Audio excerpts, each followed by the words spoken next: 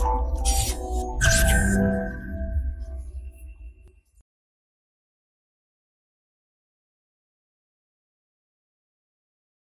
everyone, this is Prem Sodhani coming up with the next round of our quiz section, and in this session we generally discuss some of the very important current affairs in terms of the quiz and answers, right? Quiz and answer format. So let's get started with the 2nd December's quiz session.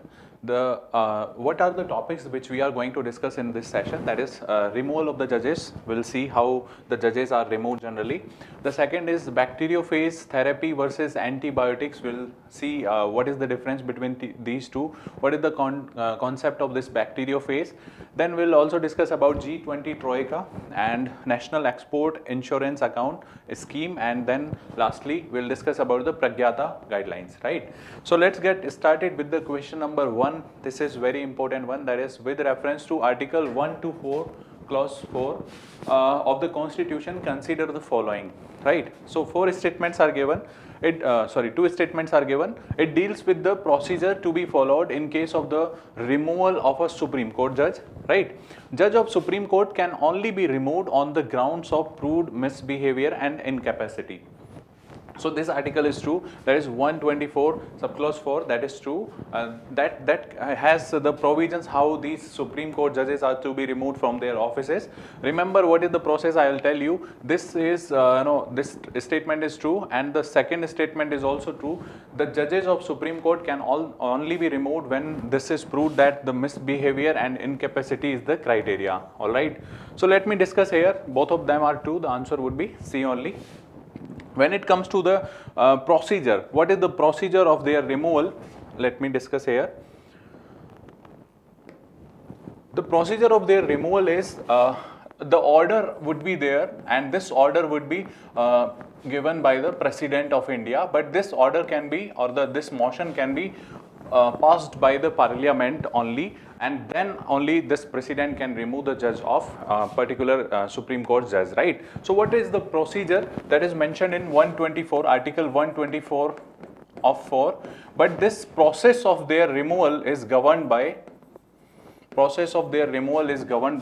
Judges Inquiry Act of 1968, right? So what is the process? The process is when, for example, a motion is to be prepared by the Lok Sabha और राज्य सभा, दोनों में से कोई भी जो motion है वो प्रिपेयर कर सकते हैं. इस मोशन में होगा क्या? सबसे पहले 100 members if this motion is supposed to be introduced in Lok Sabha, or 50 members if this is supposed to be introduced in Rajya Sabha, right? So 100 or 50 members sign is required in this motion. Sign होना चाहिए 100 और 50 members का. Then Lok Sabha और Rajya Sabha में रखा जाएगा with the permission of speaker or chairman. This will be admitted or not. That will decide. That will be dependent on this speaker or the chairman. अगर ये admit होता है, this is given to the speaker or chairman. अगर ये admit होता है, then what will happen? A 3-member committee will be constituted. 3-member committee, and 3-member committee has these members. The first would be CJI of India or a judge of Supreme Court. The second member would be CJ of any High Court, that is CJHC, right? And the third member would be distinguished jurist, right? And this committee will decide whether the charges of misbehavior and incapacity are true or not. After their inquiry or after their after their consent, yes, these charges are true. If this committee says this thing, then what will happen? The House will pass this resolution by 2/3 of majority and the total majority of the House, that is a special majority. So here you can learn one more thing, that is, let me erase this one. So what will happen if this motion, if these charges are held true by this committee? What will happen now? This for example, this was Lok Sabha. Now Lok Sabha will pass this by 2/3 members present and voting, and that should be greater than the total membership of the House, right? Total membership of the House. that is nothing but special majority. So special majority is required for this motion, right? Then this will be sent to the Rajya Sabha, again the same thing, that is special majority is required, and then finally this will be sent to President, and after the approval of this President, this judge will be removed, or the removal of the judge will be completed after the accent of President, right? So this is the procedure of removal of any judge of Supreme Court, High Court, right? This is the process. So this is, remember this one, this process is governed by Judges Inquiry Act of 1968, and this Article 1 to 4, Clause 4 says how the judges can be removed, but the procedure is clearly mentioned in Judges Inquiry Act. Okay, so this was the question.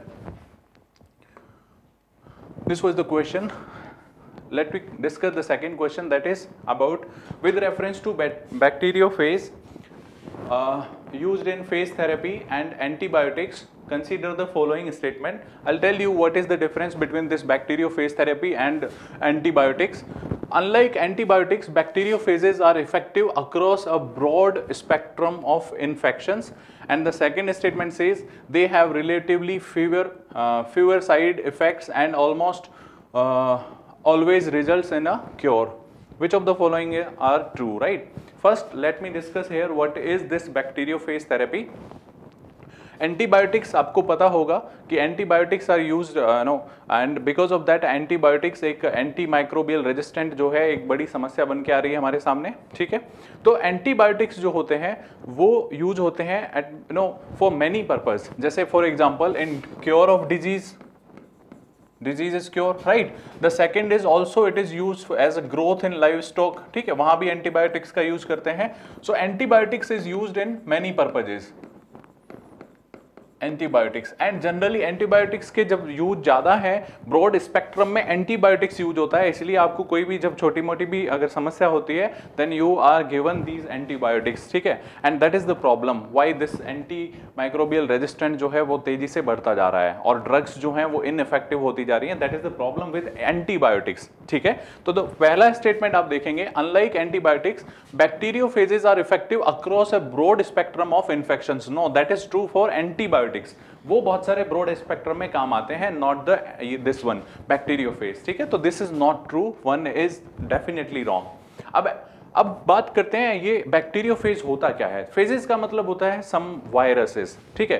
तो अगर कोई आपको bacteria related disease है और वो identify की जा चुकी है कि that is the disease because of this bacteria, then a particular virus can treat that disease. वो जो बैक्टीरिया है उसको इनफेक्टिव कर सकता है that virus, and that therapy is known as bacteriophage. Phage means virus, bacterio मतलब उस particular bacteria related जो डिजीज है उसको काउंटर करने के लिए ये वाली थेरेपी आप यूज लेते हैं. बट इसमें एक चीज आपको ध्यान रखनी है, you must know this bacteria is responsible for this disease, otherwise आप ये जो वायरस है वो नहीं दे पाएंगे, ये वायरस थेरेपी काम नहीं आएगी. तो आपको पता होना चाहिए कि बिकॉज ऑफ दिस बैक्टीरिया हमारी ये डिजीज हुई है, then only you can apply this therapy. तो ये बहुत ही स्पेसिफिक होती है, ब्रॉड एरिया में काम नहीं आएगी, ये आपको ध्यान रखना है. तो this is statement one is not true for bacteriophage, ठीक है? दूसरा यहाँ पे ध्यान रखना कि ब्रॉड में हमने देख लिया, बट यहाँ पे अगर ये देखेंगे बैक्टीरियोफेज, ये बहुत स्पेसिफिक होती है लेकिन इफेक्टिव होती है. और यहाँ पे दूसरा स्टेटमेंट है, they have relatively fewer side effects and almost always result in a cure. तो अगर आप बैक्टीरियोफेज थेरेपी देखेंगे तो ये बिल्कुल सही है, इनके साइड इफेक्ट थोड़े कम होते हैं in compare to that is antibiotics के कंपैरिजन में, क्योंकि एंटीबायोटिक्स जो है बहुत सारे स्पेक्ट्रम में दी जाती है, कोई भी बीमारी है उसमें दे दी जाती है, तो इसकी वजह से इनके साइड इफेक्ट्स भी ज़्यादा होते हैं, ठीक है? तो second statement is also is true, first is wrong, the answer would be two only, that is B, ठीक है? That would be the answer. Now we come to the next question, that is Trioca. G20 Trioca consists which of the following countries? तो G20 Trioca जो है that is the highest body under this G20. इसमें है क्या, जो chair seat थी, जो chair करते हैं कंट्री प्रेसिडेंसी, तो इसमें 3 है. द पास्ट चेयर मतलब किसने कंट्री चेयर करी थी, मतलब G20 चेयर की थी, देन जो अभी है प्रेजेंट, एंड देन फ्यूचर में किसके पास जाने वाली है, that is troika group under G20, right? तो यहाँ पे पास्ट वाली जो हुई थी recently that was Italy, now जो प्रेजेंट में होने वाली है दैट इज इंडोनेशिया, एंड जो नेक्स्ट होने वाली है फ्यूचर में that is to be held in India. So this is troika under G20. ठीक है, द ग्रुप ऑफ 3 कंट्रीज जो पिछली वाली जिसने प्रेसिडेंसी करी थी, the present one and the future one, that is Italy, Indonesia and India.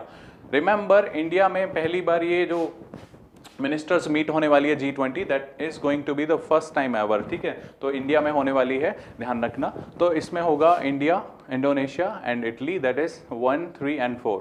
The answer would be D, right. अगर G20 countries आपको देखनी है तो let me show you here. तो G20 कंट्रीज जो हैं they are one of the most developed countries and still developing countries भी इसमें काफ़ी सारी शामिल है. ध्यान रखना G20 जो है that came in after the crisis of 1999. ठीक है, इकोनॉमिक क्राइसिस हुआ था 1999 में, उसके बाद G20 कंट्रीज आती हैं बनके.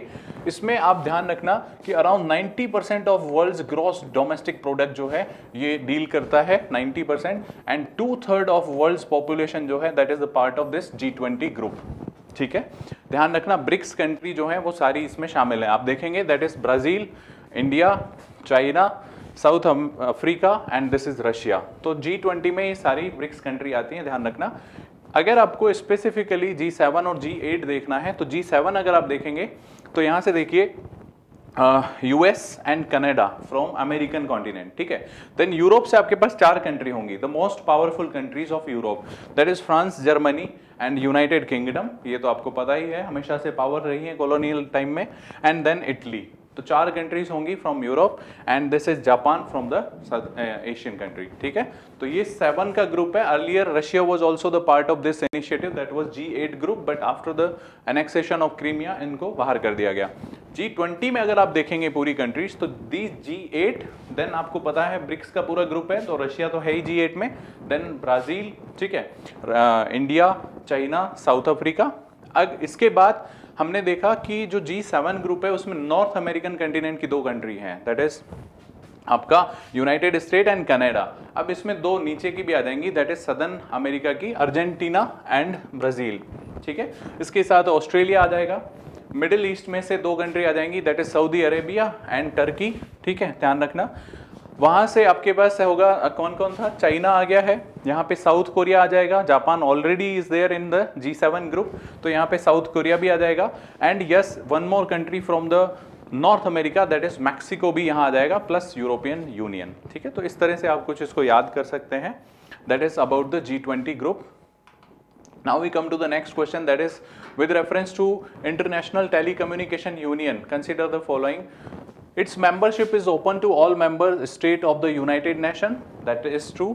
Statement 1 is true. All the members of United Nations can be the part of this initiative, that is International Telecom Union. It maintains a master international frequency register containing all registered frequency assignments. That is also true. तो दोनों ही true हैं. Answer would be both 1 and 2, दोनों true होंगे. ITU जो है that is one of the oldest organisation है and अभी ये स्पेशलाइज्ड एजेंसी है under United Nation. This came in 1865. ठीक है, तो बहुत ही पुराना है.